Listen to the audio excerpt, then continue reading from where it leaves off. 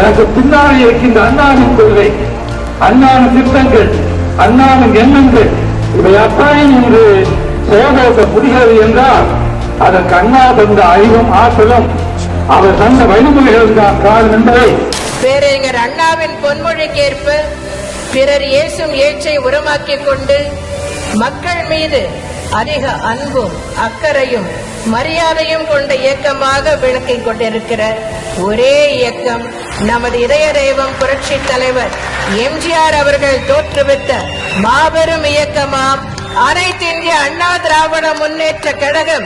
புரட்சி தலைவர் எம்ஜிஆர் அவர்கள் திராவிட முன்னேற்ற கழகத்திலிருந்து வெளியேறுகின்ற பொழுது பேரர் அண்ணா அவருடைய பெயரில்தான் அண்ணா திமுக கட்சியை தோற்றுவித்தார்.